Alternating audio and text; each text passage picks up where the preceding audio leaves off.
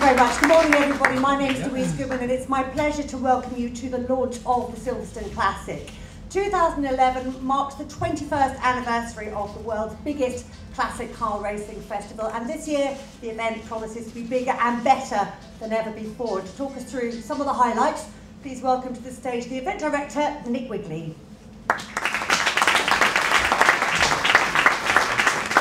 Thank you very much, Louise. I've got some notes because there are so many highlights that I want to try and get across, and we haven't got much time to do it. But there's lots and lots of detail in the press releases that you've already got. So the 2011 event moves on to the new Formula One circuit. So the world's biggest classic motor racing festival gets even bigger.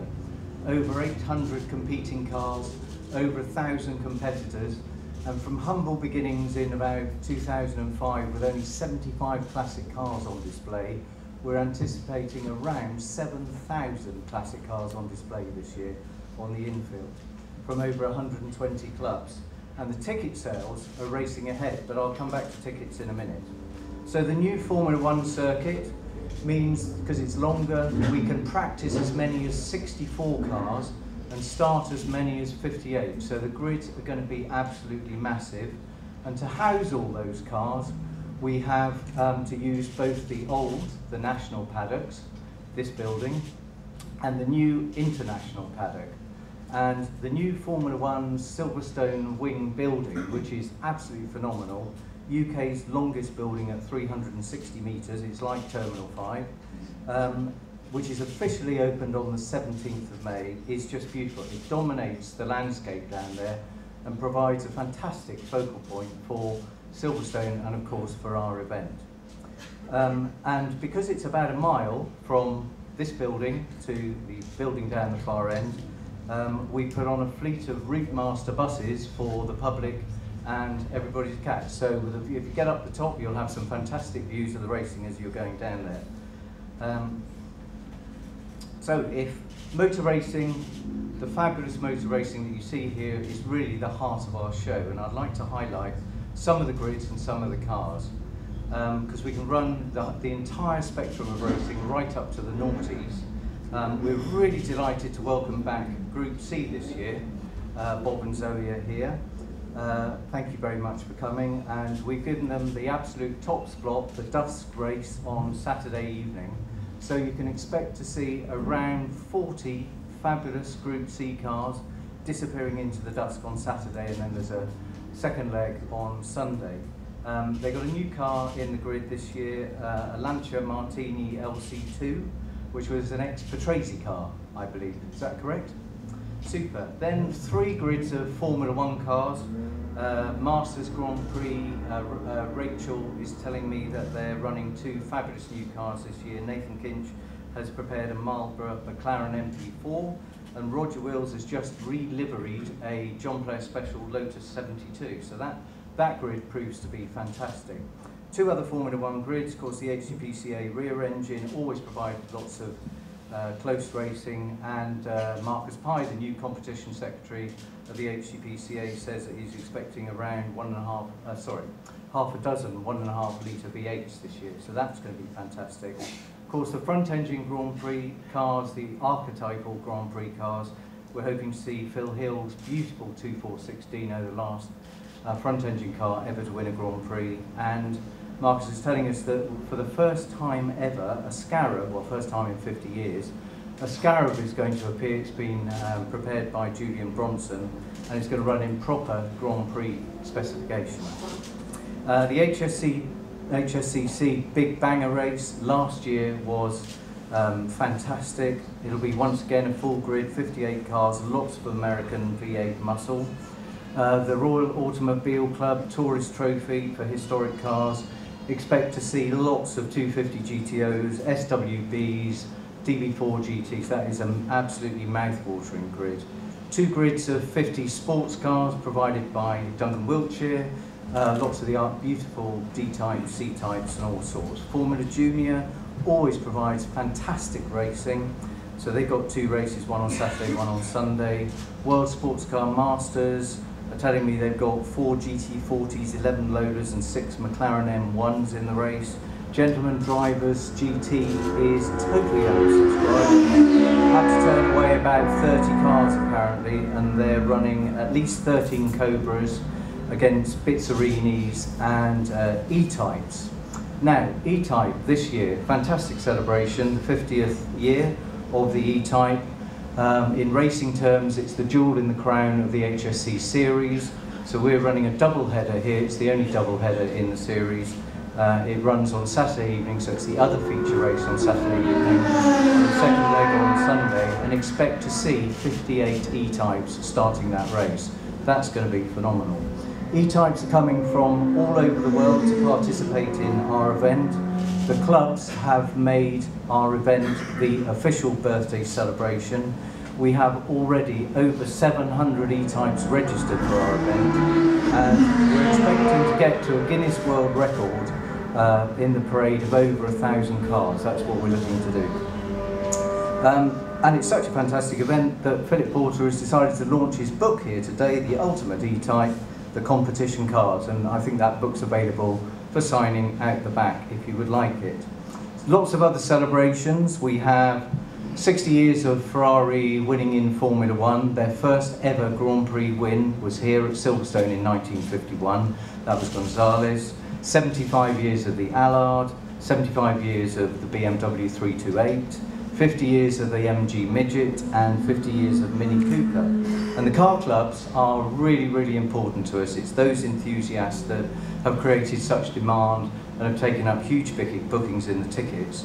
And their participation is really, really important to us. Just one other club, Porsche Club GB, which is celebrating 50 years this year, are expecting to bring 1,000 cars themselves over the course of the weekend.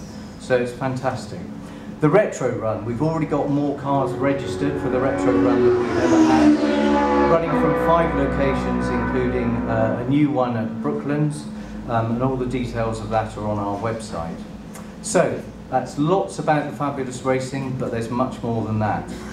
Rocking and Racing is our title, and we're proud to announce our lineup for this year. We've got 3 of the best tribute bands in the UK, Bob Marley the Legend, Queen on Fire and Rolling Stone, which is going to entertain everybody on Friday night. Saturday night is Authentic Rock, and we have Susie Quattro, remember Can the Can, Double Gate Drive 48 Crash. We have 10cc, I'm Not in Love, Dreadlock Holiday and The Things We Do for Love, I won't sing. And Wishbone Ash with Gel Bait and Blowing Through, so how much I know.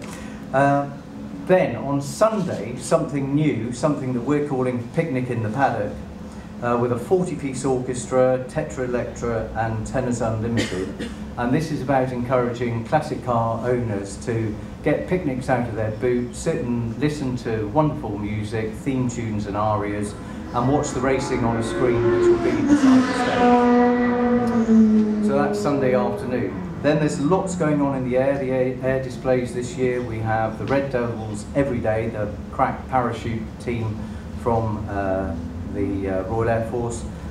We have on Sunday Spitfire and a Mustang doing the display, and the Blades, which are ex-RAF Red Arrows pilots, on Saturday.